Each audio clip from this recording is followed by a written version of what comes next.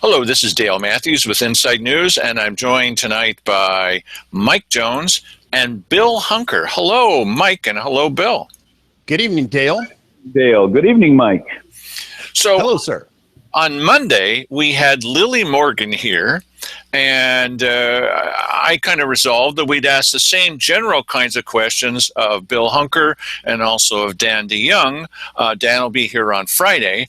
And in a gesture to try to help define for you, our audience, the people who are really interested in local politics, what is the difference? Because as Mike will tell you, if we don't know the difference between the various candidates, why are we even here? And this show in particular, we should be doing that. That's our raison d'etre. Yes, gentlemen?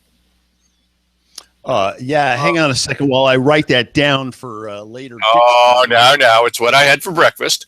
Yes. So, look, so to jump straight into it, Bill, why did you do it, and will you continue doing it? No, that's not the question. We'll save that for next time. The basic thing that I mentioned to Lily Morgan, and this goes all the way back to what difference are you going to make? I'm not talking about in general, are you an ethical guy? Because Keith Heck thinks he's an ethical guy, and we'll repeat that at length. No, this is, you have seen a number of these shows, and whether you watch our show or not, and I encourage you to do so, of course, but you've also seen the videotapes from meetings. And even if you're not watching our videotapes that we've made, the county makes videotapes. And there's lots of chances for all of our audience, and for you in particular, Bill, to see what it was exactly, precisely what it was the commissioner said. Yeah, exactly. So the big turning point here, the big bifurcation point, in a bicameral system, the big question mark here is, are you going to come into office? And you had mentioned last time it might take you up to a year to get up to speed. I don't really like to hear that, but that was nice and honest of you. Are you going to come in already knowing some things about the commissioners and the staff people, and that's mostly governed by the unions, but whether we like it or not, the at-will employees, you already know quite a bit about them if you've seen the videos. Now, are you going to let them start all over again? Like every 4 years, they get a break and they roll back to zero? Or are they going to be on a one strike and you're out because they've already had 2 or 3 or 4 or 5 and you've seen it on videotape without our commentary? Is that question too long? Do you know what I mean there, Bill?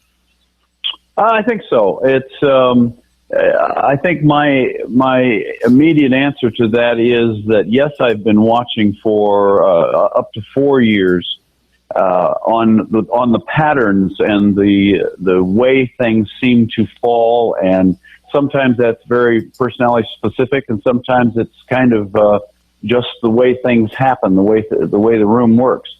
But I can't see, Dale, to answer more specifically, I can't see how my past acquaintance with what's gone on shouldn't be brought in as I look at where we're, when there's 2 new commissioners, there's a page turn. And whether it's a big page turn or just a partial one, everyone knows that, they're kind of maybe on their toes a little bit, saying, okay, now who's going to say what and what are we going to have to do different? So there's always that waiting. And I would think the expectation that I would have would be those who are doing a great job in serving the public, terrific. That's what we're always doing. Those who aren't won't be able to make very lengthy, extended excuses if indeed I've got 4 years of background and can even check that background because of videotape and everything's available and my own experience. So there are some that I'm not acquainted with at all and have never shown up in a meeting or never come up. I don't have background on those people, so I would end up starting afresh with them. But there would be others who have popped up time after time after time in the last 4 years. That there would be, just a minute, I remember this. You said that, and I heard this, and so it is certainly, I'm coming with information. Right. You know what? I would suggest that a couple of things. Number one, this getting up to speed thing here. I think perhaps we might be making too much of procedure. Whether the procedure is smooth or clunky makes no difference to me whatsoever. I think that is the non-substantive part of that job. It is the ideas that you bring to it, and what change that you affect that makes that job what it is. So in terms of getting up to speed, don't worry about it. I'm certainly not going to be embarrassed if, listen, Cheryl Walker messes up half the time when she procedurally, and Simon has to correct her. So Simon's walking encyclopedia, but has all the wrong ideas as far as I'm concerned. So I would not be greatly concerned about that were I you. Well, also that you're going to have a list in front of you of what to do in what order. It's not the fact that the commissioners have such a list in front of them, including Keith Heck. They have a list in front of them. Their heart's not in it, however. And when they know certain rules, they just don't want to obey those rules, even though they're state law. Even though it's the kind of rule where you shouldn't have to have a law about that. It should be pretty obvious what to do. I will agree with Mike on this, Bill, that it's not so much are you running the meeting in exactly the right order? Is this being done with the public in mind? And I got to tell you, Bill, honestly, I would rather see you as the first chair rather than Simon Hare. What, are you kidding me? Yeah. Yeah, and the procedure for that, the meetings and that kind of thing isn't really a great concern at all. It's more the whole backgrounds on some of these things that we see the front end of them, and they arrive there, and I don't know how they arrive there, and I'm always one who'd like to know, okay, how do we arrive at this point? That's exactly speed for me, as opposed to how a meeting goes. Right. And I've said that on a number of occasions. Clearly, they're being fed legislation from somewhere. From where does that pipeline emanate? Is this something coming from the staff? Is this something coming down to us from Salem? And listen,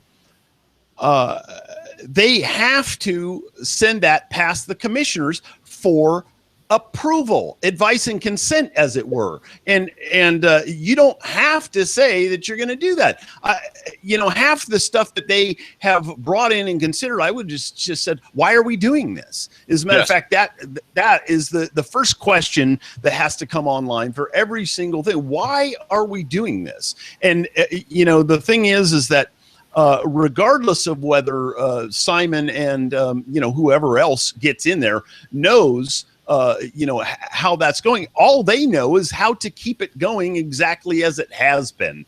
So none of this thing, I agree with Dale that I would not feel inferior in any way in stepping right up and saying, listen, I'm going to be the chair here, or I'd like to put myself forward as the chair because clearly we need some change. Simon Hare does not represent that. The only person that can represent that is myself and the new person, if indeed there is one, on the other side. And Bill, you could easily say, and this is the worst possible numbers, that you're 97% more ethical than Simon Hare is in county business. I mean, and so what's the most important thing? Particularly with no track record, yes. Yes, right. Yes. Well, hey, listen, well, wait till we get done with you.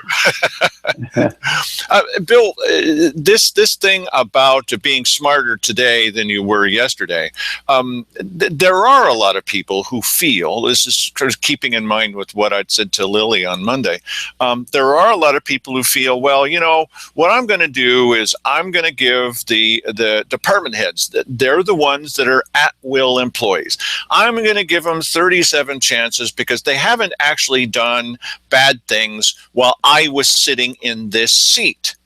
That some people feel that's the way to do so, and others feel that it's bad news right from the beginning because you've seen what they've done in the past.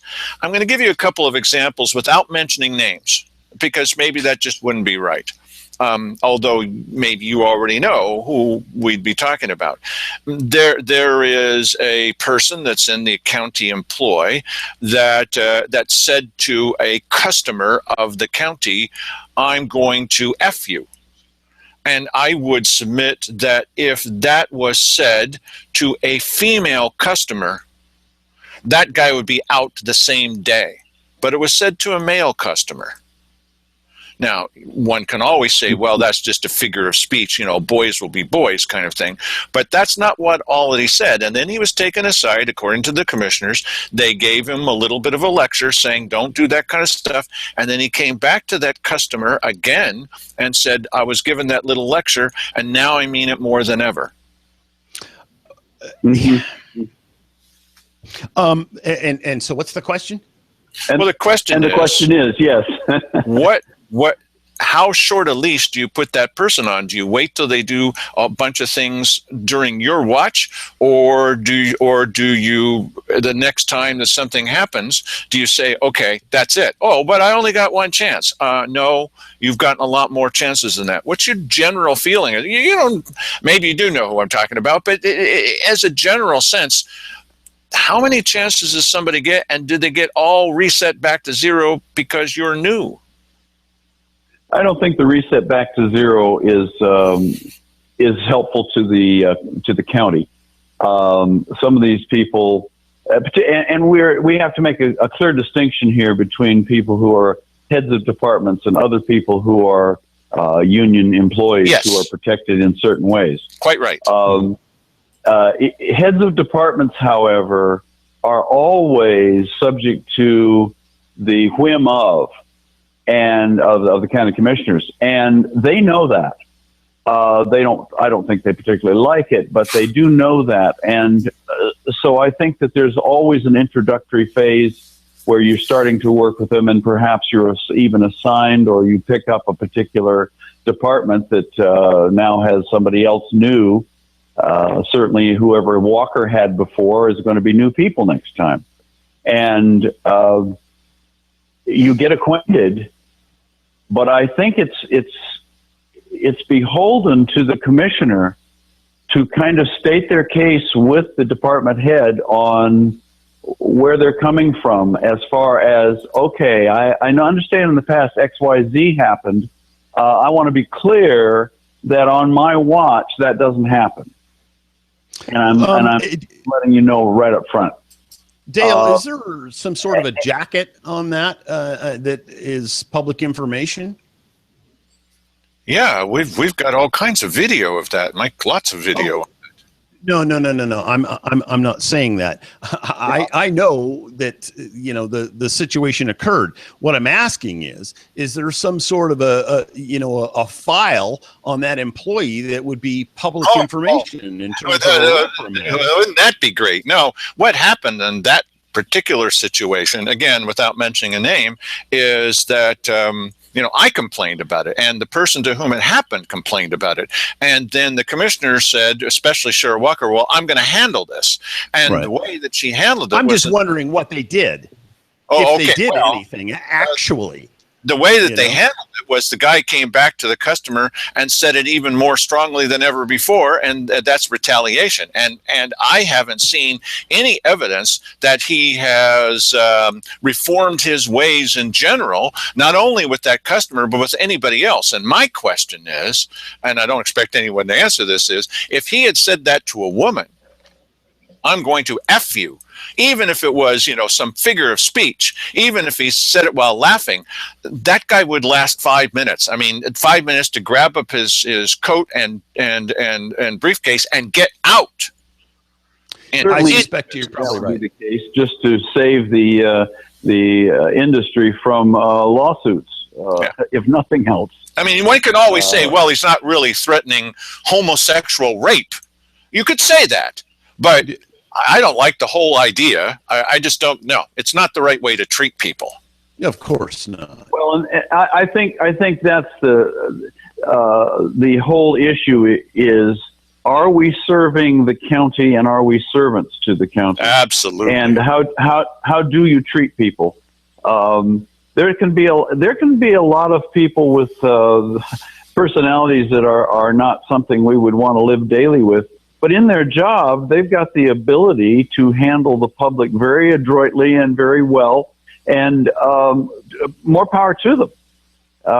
We are not requiring them to change their personal life, but we are requiring them to deal with the public and the public's business in a way that is respectful and a servant. A servant to the public. We are here to serve and get the things done that matter to the public. Now, one thing that we can't really ask the other two commissioner candidates who are going to be on this show, be Lily Morgan and Dandy Young. Dandy Young. You're the person with the experience, some experience with the sheriff and the sheriff's department, and with the facts and with the statistics. They don't have that. As a matter of fact, if they have any of that information, some of it comes from you that made it available by researching with the Oregon State Police. So one of the questions would be, let's suppose that you were made, Bill Hunker, the liaison to the sheriff. How short a leash, that's what this show is about, how short a leash is going to be there once you're in. Would you reset to zero all of those things about what you've said, what the sheriff has said specifically about you, Bill Hunker, or would you, and the statistics, which all relate, almost all of them relate to the fight for higher property taxes. Just how many steps away from, you can't fire the guy obviously, but how many steps away from the anger of Bill Hunker, which I've never seen, would this guy be? Oh boy, number one, you're talking equals here. In the public's mind. Correct. And in everyone's mind. He's an elected official. Right. And I think it's beholden to the fact that we're elected officials, that the very first thing both of us should be able to do is work in the best behalf of the public. That's why we're there. We're not there to settle any philosophical or political differences as our prime goal. Well, the bottom line is Bill, you couldn't tell him what to do anyway. He's not obligated to bend to your will in any way whatsoever. You're a liaison to him, to the board. It's an informational thing. That's all it is. Okay, but let me give you a scenario. Let's suppose that you're at the budget meeting, and I'm surprised that nobody on the budget committee said to the sheriff when he made his summary to the budget committee, Sheriff, why are you not talking about the emergency? I would be more apt to do that than anyone I see sitting up there right now. Okay. Yes. You know what? My personal opinion is something that's got to come out is, I hear these things, both on Facebook. I see, Mike, that you did some fisticuffs this last week that was interesting. But all of the hundreds and hundreds of comments, I say to myself, okay, why are you, whoever you are out there, why are you fighting so hard for the sheriff when the sheriff won't fight for himself? There's the question. What are we about? Do we have a sheriff that has to have the public come in and fight for him because he can't for himself? How do we even know the sheriff is really as concerned as he has said it? He says, "Oh, the cliff is terrible," but if the cliff is terrible, no. Try to avoid it.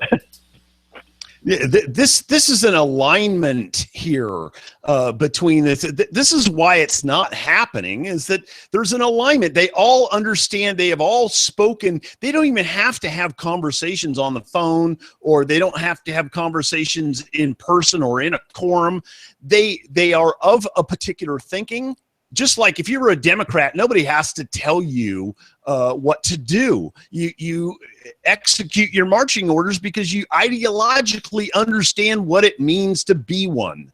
Okay, so they have a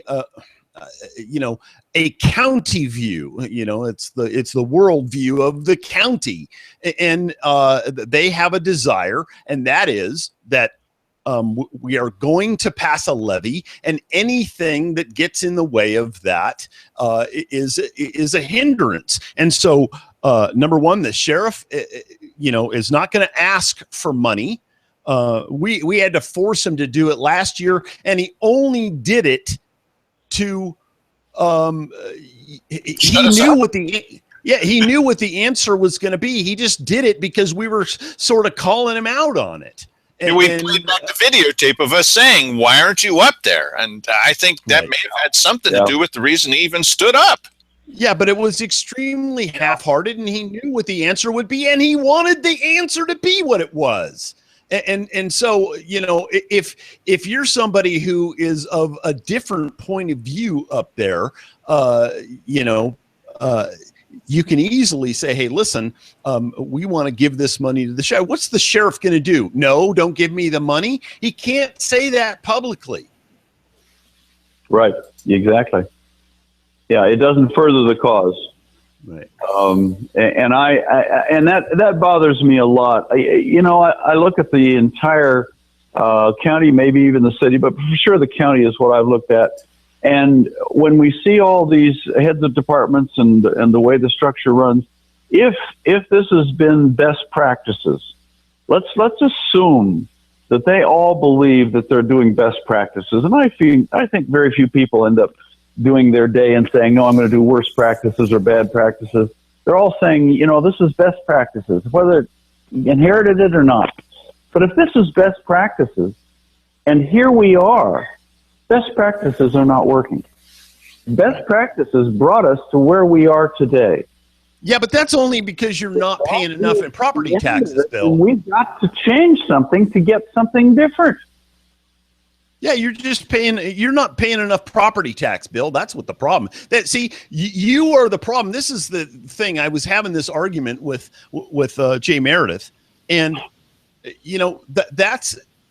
You can come up with solutions all day long, but if none of them include a property tax increase, he's not interested at all in that. So, what his best practices, I think, is not what the issue is here. There has to be some sort of leadership on the part of the commissioners to something that works. You can't just allow them to execute what they think their best practices is, because as you pointed out, that's clearly not working. They are opposed.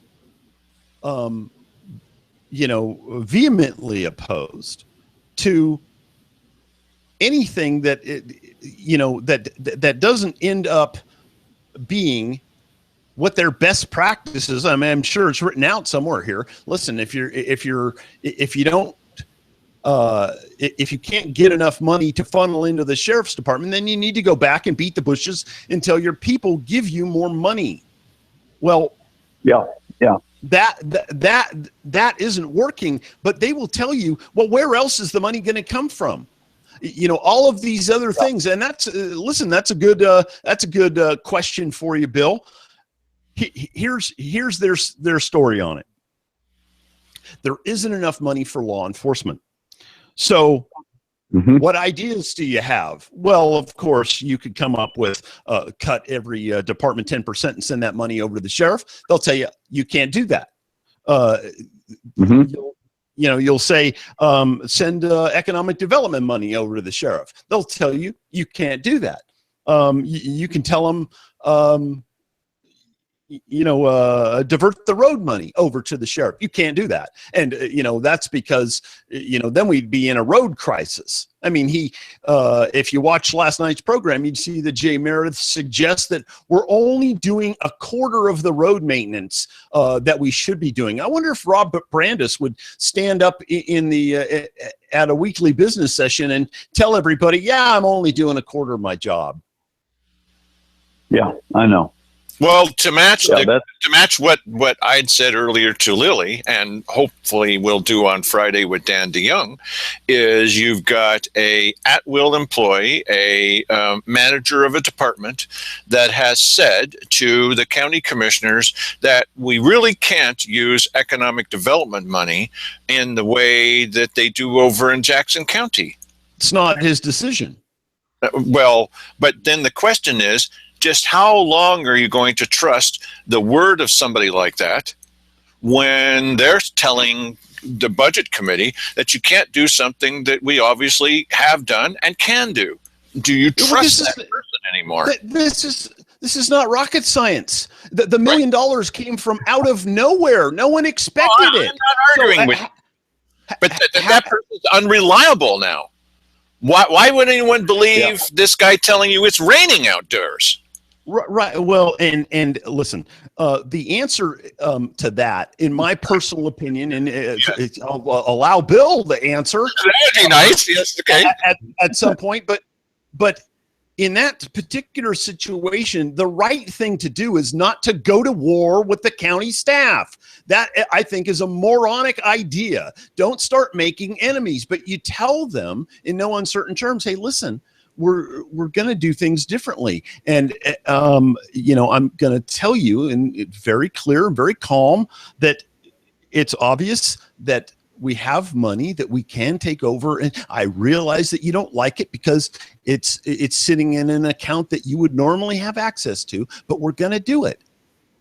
You don't have to get confrontational. You don't have to say, you're fired, get out of here, you're an at-will employee. You don't have to do that. You just say, listen, there's a new sheriff in town, and this is how it's going to be. Bill? Well, yes, Mike, you're exactly right, because when we talk with people who are a Jay Meredith, to bring up a name, and not because it's who he is, but he represents a lot of people who've held the same path, and that is we have to have a levy. My answer to that at this moment is, all right, if your staff here, we're all working for the people, we're all wanting to do something. Okay, what can we all do? Because if we don't do anything different, we continue to erode the trust. And the trust is one of the biggest issues that they have out there anyway over the commissioners. And Dale, what you just said was, well, if it's sunny out and somebody says it's raining, and that happens a number of times, the person's word is no good. The public has had that happen for decades. And now we've had the last iteration in 4 years where various ways that's happened, and they're saying, no, we don't trust what they say. We don't trust what they do. But when it all comes down to it, and you have someone who says, yes, but we have to have more money from taxes, from the people, my response is, go for it. What do you can't get them to say yes to you. Don't you think we should think about other ways to do this?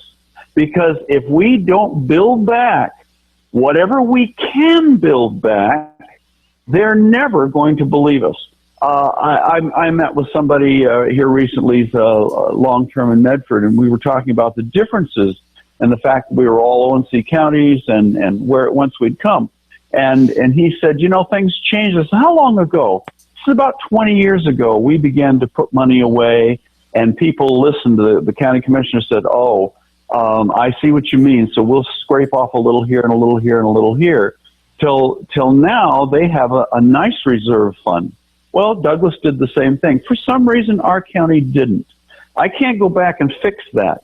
But I can say now, if you have a windfall, if you have an extra little bit here and you have an extra little bit here, we can do that and give something back by saying, yes, we care about this, and here's what we can do right now. We've not done that. We've said it's all or nothing. We want the whole Michigana, or we want nothing. We'll just ignore you, or we get it all. Well, how's that work? Yeah, it's absolutely true. You know, with all the money and all the manpower and the brightest minds in the county cannot get this county moved. Somebody better be asking why. Because let's just say they bring another levy. Oh, we've got our solution. The people will turn it down, and they're back to where they start, and they're more mad at the people. And it's delaying solving the problem. It delays solving the problem. And in the meantime, people are suffering because they don't have the kind of alternate solutions that are necessary for this. Yeah, but Dale, it's not a total solution. Don't you know that? 3 months. These three commissioners have done more that they should have done 4 years ago, where they went over and looked at county properties. Now they got a guy who's starting to do that. Right. They looked over at the land the county owns, the forested land the county owns. Yes. Now, what I'm hearing is not a big enough issue, a big enough change, though the new man may be very amenable and maybe he's been given his marching orders, who knows. But those were issues that finally, when they saw that the last levy went down and what the enormous amount of effort was that they lost in people and manpower and sympathy, everything, and lost 2 more additional points, they began to say, well, oh my goodness, we're going to have to do something. So finally, 9 months later, they're coming up to actually doing something they could have done in 12. And they didn't, because they didn't take it seriously. They thought they could just go turn the spigot and the people would be obligated. Well, if they didn't pay up, well, you just turn up the guilt and the shame and the, oh, you're bad people and you don't understand, and we do. And that happens.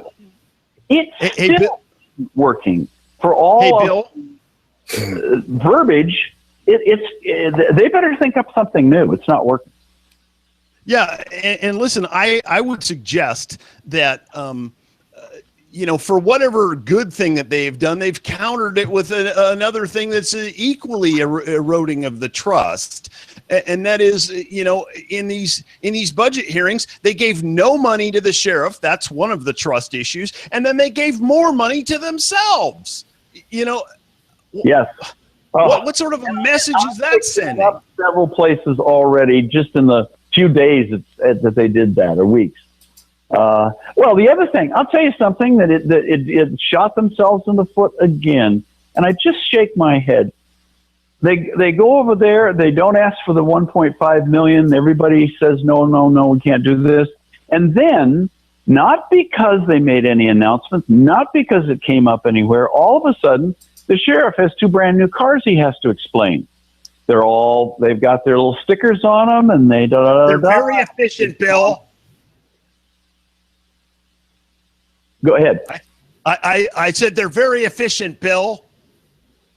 Oh, yes, and they're very efficient. Well, now you see them coming out and saying, well, we don't ever have anything to do with the cars. That's motor pool, and we don't have a dime. But the motor pool, bless their hearts, went out and bought us 2 new cars. And we're so thankful. All we have to do is put radios in them. I was at the meeting where this was discussed. Yeah. Dale knows the truth about this. Tell us that story, Dale. Yeah, so there I am. I'm in the little back room. You guys are there with me. That's what the camera is. That's you. And the sheriff comes in, and I'm thinking, oh, the sheriff's going to come in and talk about the emergency. And he's talking about the fact that they need fuel-efficient cars to get around to go to training instead of these big Hunker and other kind of cars. And that's all that he really wanted is just, let's please not have the status quo on fuel-efficient cars. And the commissioners are like, oh, well, that sounds good. There was no discussion of the pending fiscal crisis or the emergency in law enforcement or calling the mayor, the governor down here to take over because, we need AK-47s in the street, according to the mayor.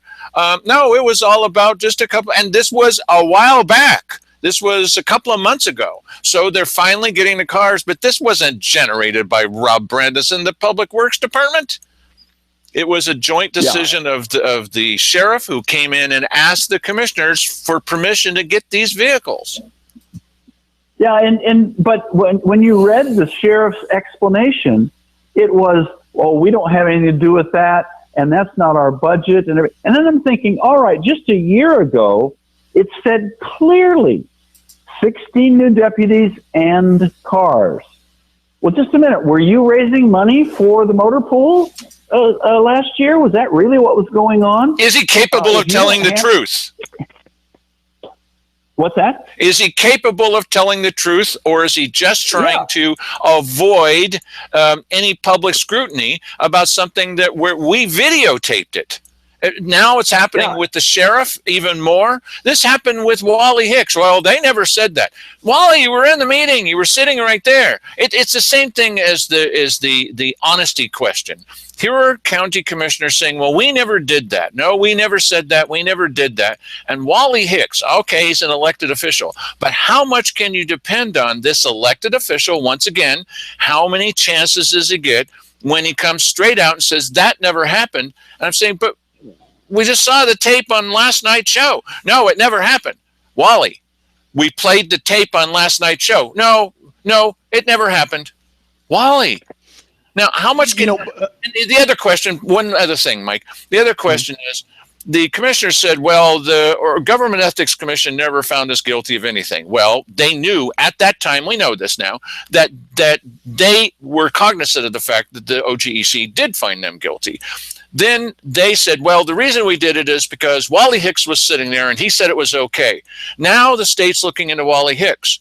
The question is, if Wally Hicks can't keep himself out of trouble or can't get up and leave the room because they're violating the law, or sits there and says nothing, which I've seen him do, how much can you trust this guy's legal advice to keep you out of trouble?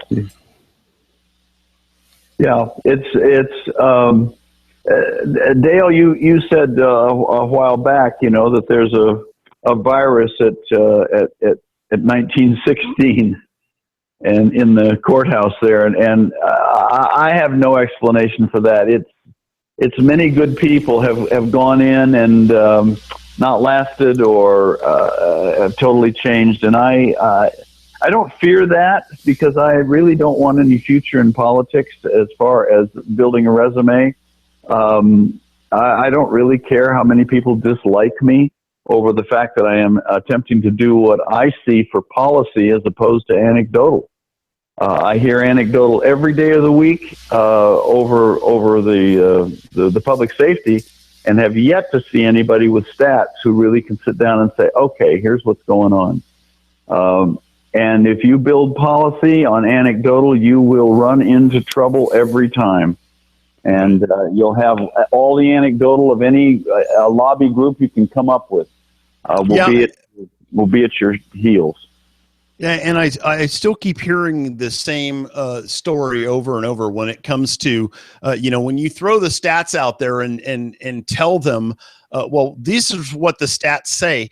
They come up with an argument that they cannot substantiate at all. That they'll say, well, people aren't reporting crimes. By what measure? Maybe that's the truth. But if you look at the stats over a 20-year period, the ratios between the numbers are relatively the same. We know that crime reporting is taking place in the city of Grants Pass. I think we can be fairly sure of that. They're relatively fully funded and fully staffed. So there is somebody over there answering the telephone, and yet, these ratios are not that much different when compared to, the city to the county numbers. So, they can't really tell that. And then they throw things out there like I'm so sick of seeing this 850% increase of, crime reports in the office in Cave Junction. And then also the major crime team activation of the Oregon State Police stuff. That stuff is all hogwash. Yeah, I know. And the other thing I've gotten out there is, well, look at the increase in the number of calls that they're receiving. And I'm thinking to myself, okay, and you're saying people aren't calling? I mean, if you read the police blotter in the Courier, they call in about 2 cows in the road, and that I heard a noise that I'm not used to. And okay, are you telling me that the people who have the time to turn this in week after month, when they actually have a real crime, don't pick up the phone? I find that inconceivable. Yeah. We get a pile of trash and 2 cows, and old dogs were barking, and this and that. And this makes it to the police blotter. These are things people are turning in. Hey, real crime happened. Are they? Oh, well, that's a real crime. I'm not going to call. But just a minute, excuse me. There's 2 cows in the road. I got to call. No, it's illogical. You know what, though? I do give them some kudos for trying to put together an argument that actually sounds logical, because you would think, well, naturally commensurate with, the revolving door, people are going to say, why should I report crime? Because they'll just go through the revolving door. So they're taking that and they're making an argument that isn't based on, any sort of statistic, but you'd think, oh, well, okay, I could see where that might be the case. But there isn't anything to suggest that that's actually happening. No, I'm not going to give them any kudos for being better at deceiving us. No extra points, huh? No extra points for that. Well, you know what? Here it is. We're over a year later after the last levee fight. I thought they were going to come at us with something new. It's not even new. It's not even new. It's the same stuff. And listen, Bill, I assume that you have seen the article on revealnews.org. Yes. Okay. Does that not look to you like a press release from last year's levy? It almost looks like the same stuff. Yes. I thought that, frankly, that about the last half or 2/3 of it was fairly well stated over the O&C and the fact there wasn't funding and it had gone away a long time ago. I thought the opening salvo with somebody in Facebook said all that the sheriff needed was a cape to rush back and forth between things. It was a PR thing, but what I lacked there was a reporter who ended up saying, and also we talked with people and said, just a minute, we got a 1.5 slush fund, of which 2/3 of it was windfall, and the sheriff has never stepped up and asked for it. And look who they could talk to. They could talk to, just tick them off. I'm a little ticked off by this already. They could talk to Peggy Goodwin. They could talk to you, Bill, because you've got stats. They could talk to Mike. They could talk to me. There are other people in the community who don't just have a heartfelt feeling. They've also actually got some kind of memory. We have the videotape. There are documents. They didn't bother doing that, which is like a government report. Yeah, and you're absolutely right. Peggy would have been ideal because she is on the budget committee. She did bring all this forth, and none of that was mentioned. Okay, sorry, but a final question for you, Bill, because we're almost out of time. Reforming of the budget committee would be a pretty big act, and it might be something that you'd not be willing to do in your first year. There's 6 months after you're elected in order to do so. Now, Peggy Goodwin is on there, and she does ask questions. And Simon Hare will be on there, so that's one from either side, with two new commissioners, and the other commissioner besides you likely headed toward the idea of more property taxes, because that's what he's done in the past, no matter which of those two fellows you go with. Could you really see yourself asking to replace the members of the budget committee? There's nothing engraved in granite, with at least 50-50 representation on the property tax issue. Right now, it's 5-1. Yeah, I have no problem whatsoever asking, but I do see that depending on where it goes, let's say our incumbent stays in, it's a foolish task, as it were. But I do think, for the public's sake, if no one else's, it needs to be verbalized, because that is a huge issue, and it's a place where pressure can be applied that begins to be real down into the county staff also, where they realize there's seriousness here about the intent and that people are watching. The budget committee is far more important than people understand. Oh yeah, and absolutely. You bet. And I think that the other thing is that's the worst place you can poke around too. You can do almost anything else, but you start messing with the budget and questioning the budget, the real challenge can come out, because that's starting to really make a difference. It truly is. Yeah, well,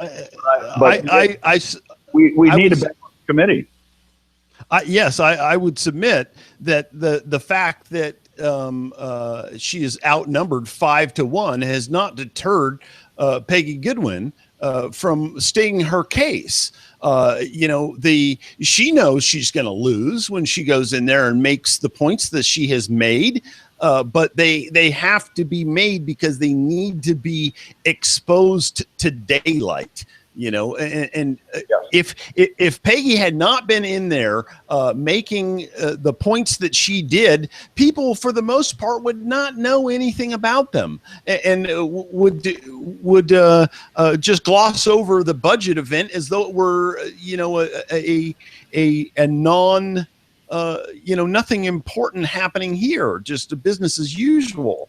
And I think she illustrated very clearly that this is pivotal stuff that's happening with the budget, and regardless of how many people you've got reflecting your opinion, I would push that one hard. Yeah, because it's again one of the major things that I see both as roadblocks to many things is we've lost the trust, and they lost the trust because we have not been transparent, we've not questioned, we've not out loud said, just a minute, 3 weeks ago this happened, and now this is happening, and these things tie together, and how come, and where's this coming from? That never gets said to the public. And now, do you do your dirty laundry in front? Ideally, you don't. Because what you're trying to do is serve the public, and then to fight amongst yourselves, we're attempting to serve the public. But on the other hand, the public has been kept in the dark where they don't even know what questions to ask. That's correct. Peggy Goodwin can be totally credited with bringing the term windfall into the vernacular in this discussion. Nobody would have ever used that or heard it or even knew what it meant to talk about that $1 million. It would have been, we got some except money, if and they watch this show, it's over there in reserves, and we don't know, and life goes on. No, just a minute. Let me tell you about what this money is. This was $55,000 that turned into $1 million. Nobody expected. That's the lights that need to continue to go on in all aspects, so that the public says, "Oh, just a minute. You mean windfall? Oh, I see what you mean." And the public does not have the time and, frankly, the caring in many cases to get to any kind of the minutia that drives all of this.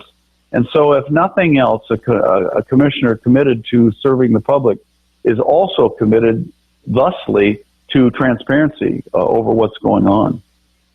We sure appreciate you joining us tonight, Bill, and to do what you can to come and see us twice a month so that we can let you and a couple of the other candidates say what they have to say. We're supposed to see Bill again in 2 weeks on this show, and so that we can talk to him about other issues, and we'll do what we can on seeing that all that you and Lily and Dan DeYoung get asked similar questions, slightly different variations, so that everyone feels that they've had the opportunity to speak to these issues. Great. Yeah, Dale, I think we've said a couple weeks from now is open for me, so I'll look forward to that. Looking forward to it. Okay. And Mike, do you have anything to say in conclusion here, sir? Thanks for coming, Bill. Yes. Truly. Yeah, you're welcome. We look forward to it. These are some of our highest rated shows lately since the election, the ones where you get a chance to say what you think about a variety of subjects. Thank you again, and goodbye, Bill. Mike, anything else, bud? Nope, that's it. Okay, and I will see you tomorrow, where we'll be talking about the reaction on Facebook, as you and Bill have noticed, to the Jay Meredith preemptory strike here on starting up a new levy. Yep, that should be pretty interesting. Facebook is worth watching. Thank you, everyone, and good evening.